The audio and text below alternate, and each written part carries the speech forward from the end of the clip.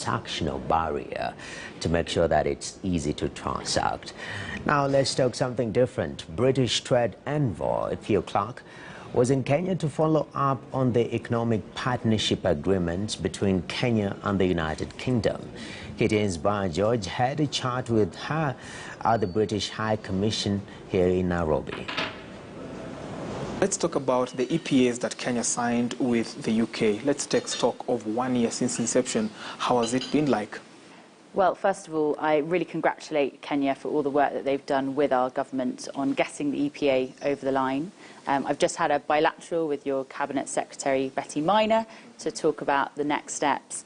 And some of the things we're looking at, firstly, is to make sure that the EPA Council is set up. And we're very hopeful that we'll have very soon, in the next few months, the first meeting of our officials to ensure that we are implementing the EPA. So for me, that was a priority of my trip, to meet with your Trade Secretary and ensure that the implementation of the agreement is going ahead. And I'm very positive about what benefits that can bring both for the UK and for Kenya. What are some of the opportunities that traders in Kenya can take advantage of in the UK? Well, I've met so many entrepreneurs in Kenya on various visits to the country, and there's tremendous opportunities for you to sell your goods to the UK market. On my previous visit as Trade Envoy, I visited Lake Naivasha, and I went to see some of the fruit and flower farms for myself, to see literally package some of the green beans and fantastic produce that was being sent back to London. And for me, that really is a great example of how excellent Kenyan goods are being sold and exported back to the UK. And for me, that's a win-win for both countries, as it's creating lots of jobs here in Kenya, but also creating jobs back at home in my constituency and across the UK. Finally, you are at COP26. Talk to us about your biggest take-homes there. Yeah, so I've literally just come to Kenya, having been at the Climate Change Summit. It was fantastic to be in Glasgow for several days.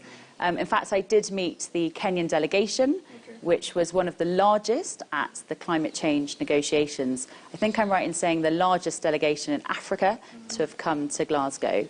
And I think we've made tremendous progress already in getting global agreements on things like deforestation, reduction in methane emissions. There's lots more to do. I know my Prime Minister has gone back to COP to make sure we get those final agreements over the line. And if I could just commend Kenya for the work that you've done, particularly on your commitment to zero carbon emissions.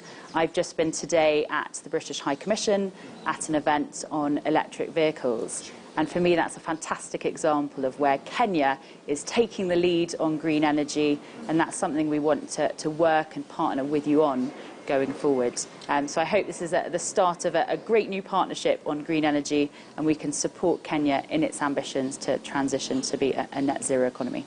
Brilliant. Many thanks once again for your time right here on KTN News. We really appreciate it. Thank you. Very important Kenya-UK relations on the economic partnership agreements that we had with the UK clarified there by Brian George. And